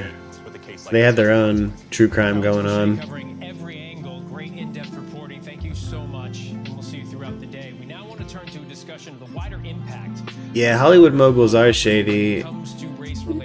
They can be. I've met some cool Hollywood cats, I guess. But I'm from a place that is broke and tries to emulate Hollywood types of people. So, like, when I've met real Hollywood types of people, like, you know, people that actually show up and do shit professionally, it's, I don't know. I'm weird about industry types now. I'm starting to kind of feel differently than I did as a youth. You actually had to cut through alleyways in white neighborhoods. A pickup truck was an enemy. You used those words. So what was your reaction when you heard about what happened to Ahmaud Arbery? Well, I had to respond. It was a historical context that I responded out of. It was a neighborhood I grew up in. I saw those images. I saw those This things. cat, Marvin Weeks, he's a muralist. And I had to make some kind of presence, and I used my art that process. Understood. Take us through your process when you decided this is how you were going to do it. When did you decide, and how did you decide what you were going to do? I like his shout out to Bitches Brew by Miles Davis back there. I came to Miami, and shortly arriving here, a few months, the riots broke out in Miami. A gentleman named Arthur McDuffie. I love art though. I like going to a museum. Any museum. Arthur McDuffie, who was also killed by police officers and broke his skull because he was riding a motorcycle. And he was approached by officers, and the officers that was acquitted called the riots of the 1980s in Miami. And I thought the comparison was so important. And I've been researching and working on this in art in Miami. And I had to come back home to another young black man who was went through the same circumstance, killed 40 years later. So this is the historical contents for me. And until you understand the historical contents, you never really fully understand the story. So art had to be that source to tell the story. And the importance and the impact of it, if you think about it, demonstrators have gathered there chanting things like justice for Ahmaud. So this mural is not only a memorial, but actually a gathering place that you've created. You talked a bit about what Brunswick was like back in the day. What are your hopes for its future? Well, we have to discuss the whole issue from the time that I was a child. There are issues that still exist, and we can't turn away from these things. You can't hide them outside public. You must sit down and kind of rich. and we address that for all the citizens of Brunswick to enjoy the pleasures of this historical. I personally like going and doing shit. Then there won't be any peace for anyone. So we have to address that issue. The art is Take a walk. for that call. Hear the palm fronds in the wind, you know what I'm saying? Talk about that issue. You've obviously been watching the trial closely as well. I'm curious quickly what your thoughts are. Well, I think there's two worlds here. There's the world of the trials, and there's the world of the ordinary people who see the faces of those images. When I see them turn Ahmaud Arbery's body over, I look at his eyes, and those are the eyes I had as a child, and many other young men in this community. When we walked through alleys and saw pickup trucks, and so I saw those images speaking to me. When I see the bloody hands, those are the images that's speaking, and we must tell the story. And until those things going to resonate to the citizens in this community, and until we deal with that, we'll forever have an issue. Well, your mural is resonating, and I understand you're planning another art installation in the corner near the Aubrey Memorial. What can you tell us about what that's going to be like? Well, I'm going to include some of those aspects. I'm saying how it links the story of 40 years, like Arthur McDuff and others. Young man that came from Brunswick, and until we understand those stories still connect. And the story, another 40 years. Hey, Rich, I'm pretty sure I found your channel, your watch channel, by the way. All right, Marvin Weeks, thank you so much. We do appreciate your time and the mural, your art. Our live trial coverage continues right here on ABC News Live after the break. Better believe I threw a subscribe and a like. There's an extraordinary... I too like a good watch, Rich. Was supposed to report to prison to begin. I too like a good watch. I don't really wear much in the way of things on my fingers or wrists anymore because I swell my disease, but yeah. I've had a few different like expandy banded fucking cool watches. Nice watches. Normally gifted to me, but you know. I like the drip on your channel, bruh. Thought I'd shout you out. Throw a link in the chat to your YouTube channel, Rich, if you don't mind.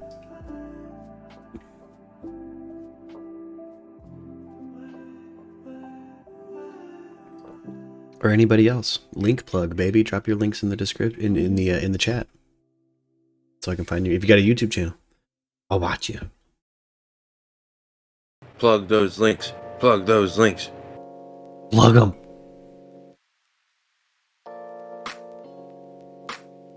All right, I am so ready for these fucks to be done with lunch. Oh, the court? Yeah. How long is it? I don't know. They'll just kind of hit a break, but I don't know. I'm not too mad about it. I kind of want to be loosey-goose today, have just a good time. Special guest is on his way. Oh yes. We're going to have special guests in the house, baby. Tis Thursday. Tis Thursday. Tis the tattered map. And it sounds like we're getting into Natalie Wood. I'm excited to hear all about it. Just the bits and the details I've gotten so far about today's episode is gonna... I think we're gonna have a crowd pleaser of an episode today. Best way to describe it. But... man. My cousin has made it out of Afghanistan, by the way. Hell yes. That's honestly what's on my mind right now, is he's on his way back. Hope you're doing all right, bud. Safe travels, and yeah. Hope you make it safely back to wherever it is you're headed to. I think back to Saud. Somewhere around Saud. But... special guest spoiler, the ghost of Natalie Wood. Oh, well, special guest, that's his name. Yeah. Today is the origin of the tinfoil hat and how it ties to Hollywood through Michael Crichton. Word. The origin of the tinfoil hat. Huh. Is that going to be the title? Well, actually, I think this is technically episode... Oh, Pablo Escobar. The Tattered Map, Pablo Escobar. It's finally on the Tattered Map playlist. Oh, yay. I gotta reorganize the playlist so it pops up top. I don't know why it didn't, but it's finally there. It might be rough edited, but it's there. The information is there with a couple minutes of bear footage cut out, because apparently that's where YouTube draws the line, is National Geographic, is even if it's on mute, you can't watch bears. And it's like, bitch, you don't own those bears. It's fucking rude. They're like, no, we own the footage of the bears. I'm like, but they're wild bears. Like, well, you go film them. Okay, well, now I see why you're charging. Well, you go film them. Well, now I see why you're charging. Damn. Yeah, now I see why you're charging.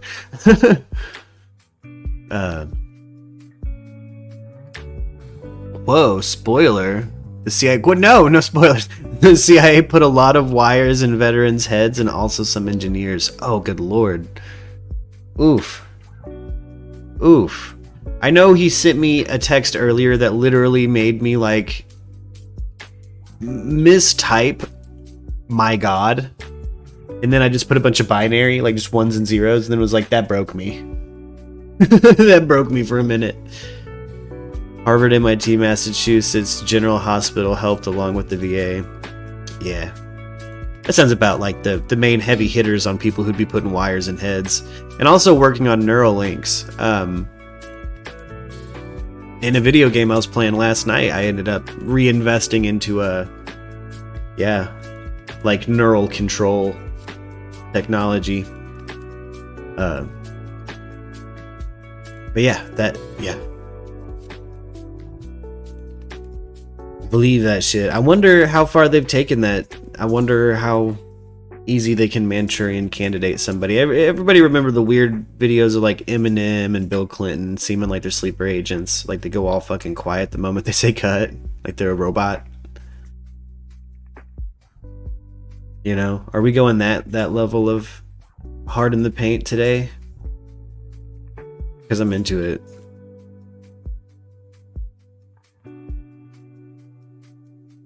My guess. Through your phone at a distance silently. Yeah. Yeah. Word. I wonder if it's as easy as like, hey, they give you some your manager gives you some drugs, and now you've snorted the chip, baby. Now they can Manchurian candidate you. Because that shit's in your frontal lobe. Be an easy way to get a fucking mind control device into somebody, right? If such a thing as a mind control device exists. But given that what we've talked about on the Tattered Map so far is proof of the government trying to find a chemical way to control minds, it makes sense that they'd be like, well, let's just hardwire a mind. We're looking at it wrong. Not chemicals. Machines. You know what I'm saying? Oh yeah, don't forget to hit that like and subscribe button, ring the bell, you know when we're live. Yeah. Oh, and the raffle, boy. $6 deep in the raffle. And yeah. Every $1 enters your name in to the raffle, and boom. We draw a name and that motherfucker gets some merch. Whatever you want from the merch store. No limits.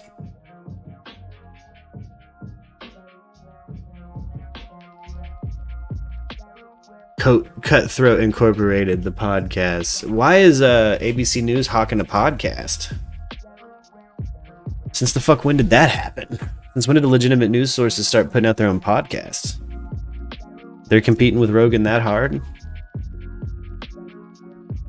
Yo, is Rogan still... Is everybody turned off of Joe Rogan now? I haven't watched his show in a hot minute, but everybody says that he's just got shit guests. He seems like a fucking meathead.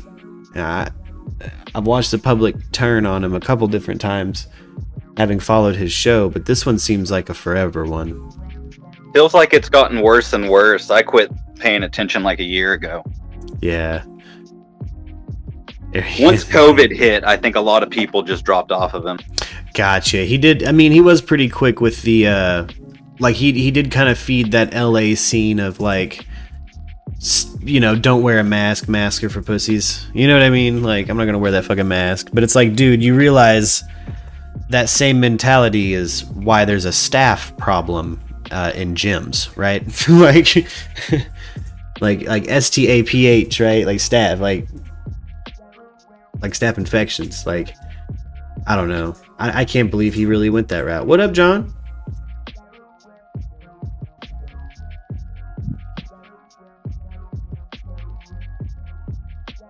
But yeah, Rogan, yeah, okay. I agree with you there, Justin. It does seem like, well, I mean, that's really when I did, but it's also because he moved to Spotify exclusive. And I don't really, like, I release music on Spotify, but I don't honestly use Spotify all that much. I'll plug my Spotify all day. I've been thinking about making an audio show that's for Spotify, but... Hi, John Branch. Damn glad to meet you. What's up, my man? I'm running for state's attorney general. How are you? No. I'm the new district attorney of West Virginia. Yeah. Except in my case, both sides of my face look fucked up, not just one. I'm one face. They call me no face. Exactly. What's happening? What are we talking about this evening? Well, we're waiting for the Kyle Rittenhouse trial to come back. It's they're on lunch right now. And what they were just doing was kind of, we got to see the prosecution bring in their pension Zoom. Remember the pension Zoom kerfuffle yesterday? We got a little bit of resolution on the Zoom in shit, so we got to see some of that footage zoomed in. And then we had the defense come up, show a lady some firearms. And then we had a guy who functionally does what, like, I do. Like, he commentates on the news. And he was there, and some of the footage they were showing and playing was his, right? It came from his body cam and his cell phone. And at one point, the prosecutor crossed the fucking line again, and the judge, after saying lunch will happen at 12:15, called lunch early, like immediately after, because of what this prosecutor said.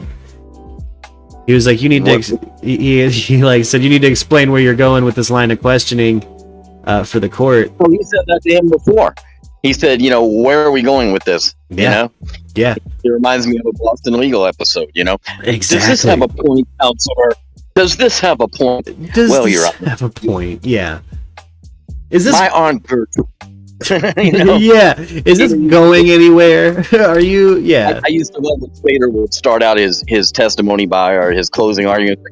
My Aunt Gertrude one time told me, and then it would end up being the perfect speech. Wins him every time. I was just going off, not just on Boston Legal, just on the audacious, just the save some pussy for everyone else career that is William Shatner's career, where it's like, dude, like he goes from, he does fucking Star Trek, right? Becomes a cult success. He becomes immediately self-aware that his spoken word shit, no one's gonna take it seriously, so he dives into the joke, and then TJ Hooker happens. TJ, you know what I'm saying? Like, and then motherfucker Boston Legal happens when you think motherfucker can't drum up any more pussy. Don't get me wrong. And now he's gone to space. He's doing all the Star Trek movies. All the Star Trek movies. He did constantly stay busy with Star Trek movies. You can actually watch the progression of his haunch if you watch the original cast's movies. Well, just before he did T.J. Hooker, okay, after Star Trek and before the movie started, he did a ripoff of the Wild Wild West, secret agents in the Old West, and it was called The Barbary Coast, right? That's Complete ripoff. It lasted about a season, and instead of having an assistant like Artemis Gordon, he did it all himself. So he did makeups, and he disguised himself, and he had weapons that were, That's right. He was a one-man fucking crew. Yeah. And that show didn't go anywhere. And then he did some classics like Kingdom of the Spiders, where he had tarantulas running in his mouth. Yeah. But you mentioned T.J. Hooker. He did a great, on the same episode where he told off all the Trek fans, okay, it's get a life, He also did a bit of T.J. Hooker, and he spends the whole episode hooked onto the hood of the car, because he did that in every episode almost, right? He'd be chasing down a bad guy, he'd jump on their hood and hold on to the windshield wiper for a block or so, right? So they had an episode where he spent the whole show on the hood of the car. It's hilarious. You know, and that's when he started to get the joke himself, and he accepted it. You know. Yeah. See that He was exactly. There's a what is it? Angel says on the chat that she likes Rogan and she wanted to listen to Rogan, but not enough to open Spotify. Did you ever listen to the Joe Rogan Experience or any Is there any podcasters that you like, John? Oh, okay. We Hate Movies as some guys. Only guy I can remember is a guy named Andrew Jupin, but it's a bunch of guys, and they talk about a movie that's really shitty and, you know, make fun of it while they're talking about it. But anyway, I listened to Rogan when he had somebody on there that I was like, oh, Rick Baker, the makeup guy. Sure. You know, and Rick Baker comes on and says he'd like to make a movie about Lon Chaney just like I do. And he says for Lon Chaney, he would get the guy from Breaking Bad, you know, Walter White. So I thought my Bryan Cranston would be perfect. And I was like, yeah. So anyway, I listened to him when there's somebody I like. I listen to most of the shit I listen to is all about movies. But I used to listen to Kevin Smith stuff with Ralph Garman. Same. And suddenly it became like paid. You had to pay for it. Yeah. You know, and I couldn't afford that, you know? Yeah, and, he put everything behind a paywall. That's why that's why I stopped listening to him. I was like, well, I can't just get you on YouTube anymore. And that's like, what the fuck, man? And I used to listen to what is it, The Nerdist? Okay, because they have a bunch of different podcasts on their station. So I still listen to them from time to time when I remember to. But yeah, mostly film related stuff. And a guy from Jerry Maguire? His name was Jay Moore, and he's a great stand-up comic. Okay, talks about him and his wife getting really stoned and walking into the Liberace Museum in Vegas. Great stories. And then he tells his story of how he got the role in Jerry Maguire because he said you have to go into the audition and cause a problem. And that meaning that they had already hired one of the Owen Wilson guys, one of those brothers, to be this character. But he walked in and he created a problem, meaning that they said, shit, this guy's even better. And that's what you want to do when you're going out for a role. And I love hearing his stories like that. You know? Yeah. You know, Hardwick from Nerdist, he's like living in the Durst mansion now. He married a Durst. Or not a Durst, excuse me, a Hearst. Hearst, yeah. A Hearst. Okay. A Hearst, sorry. Oh, I was just thinking about Robert Durst, but yeah. He married a Hearst. He lives in the Hearst mansion now. Like Patty Hearst. Like he married. Hey, speaking of which, I've heard you say stuff about Durst, right? Yeah. There's a musician with that name, right? Fred Durst, baby, of Limp Bizkit. There's also a criminal, right? There's also a criminal? Is that what you said? Yeah, isn't yes. there like so there's Fred Durst, the lead rapper of Limp Bizkit. He's also a really bad director. There's not just Robert Durst. You have Robert Durst, who's the criminal. He killed his wife and his best friend, and his next door neighbor / new best friend. Moral of the story: don't be besties with Robert Durst. Yeah. Okay, all right. Not that anyone has much time left. He just got sentenced to life, I believe, and looks like the Crypt Keeper. He's so old. Fred Durst, bad director. If you're into Limp Bizkit, you're into Limp Bizkit.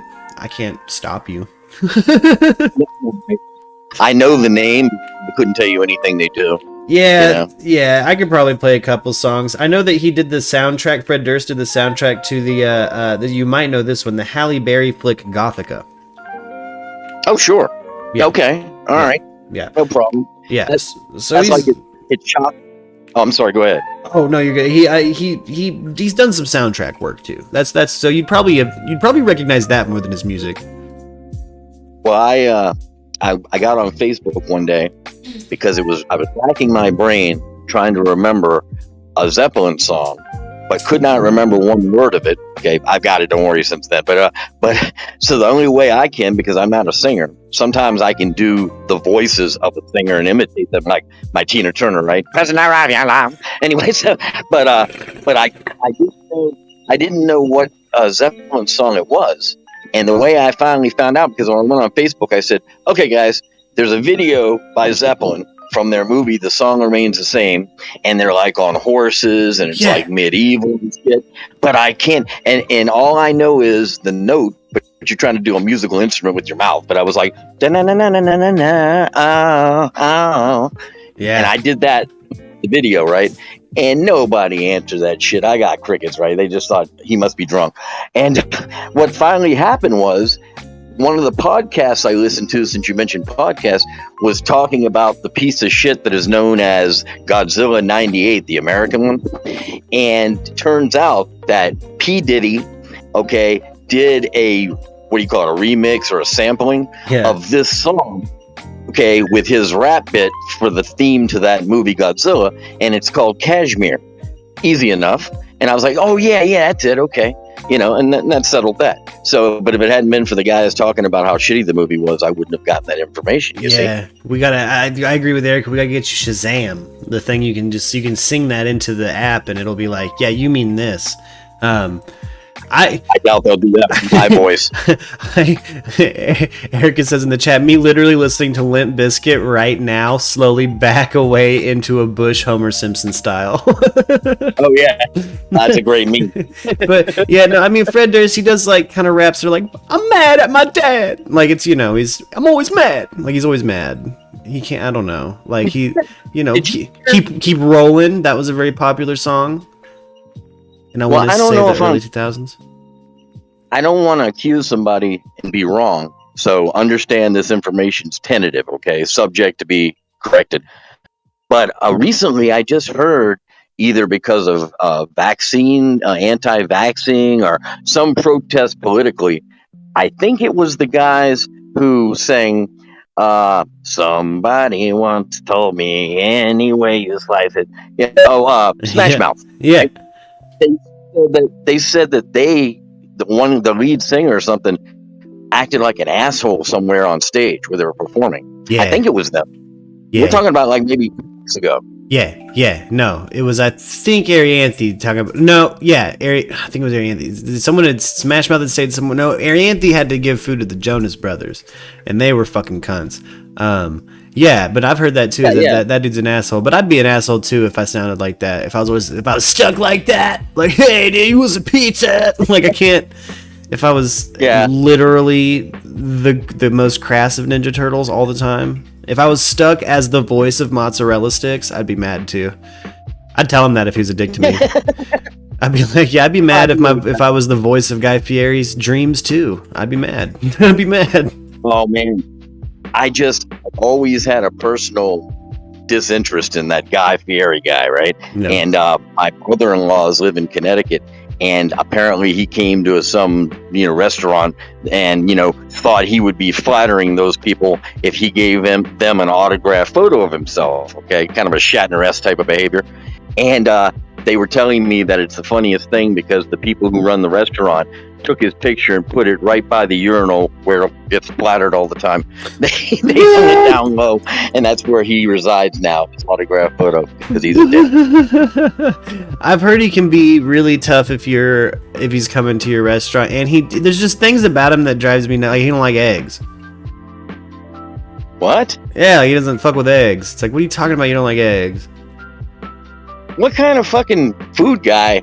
Okay. Yeah, exactly. Yeah, but as much shit as I talk about Guy Fieri, I do enjoy his be yourself, enjoy the momentness. And I do agree. There was a comedian on, I want to say Conan, forever ago, who was did a whole kind of diatribe, did a whole speech on how much he loved Guy Fieri and how he doesn't understand the hate. He's like, what'd that guy ever do to y'all? Like, he's the guy you want in a foxhole. Anthony Bourdain looks like he'd kick a dog. Oh yeah. That guy, yeah.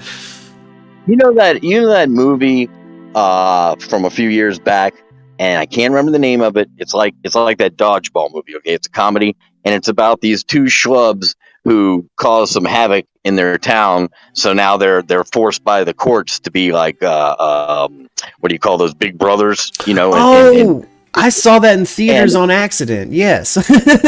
I wandered into the wrong theater and just sat my ass down and watched that whole movie thinking it was a whole different ass movie. I've seen that movie. It's called like Big, I don't remember what it's called. But yeah, it's got a Stifler and fucking Paul Rudd. Oh, it's Paul Rudd. Never mind. Well, that ruins what I was going to try to tell you. But because we were talking about which celebrities can be kind of what you hear, you kind of assholeiest, you know. And there's a guy who I wish I could remember his name. It's not. It puts you in the mind of the dude who made the Blumhouse horror movies. Yeah. Okay. The guy who was in Inglourious Bastards. Yeah. Okay. But I can't remember this dude's name.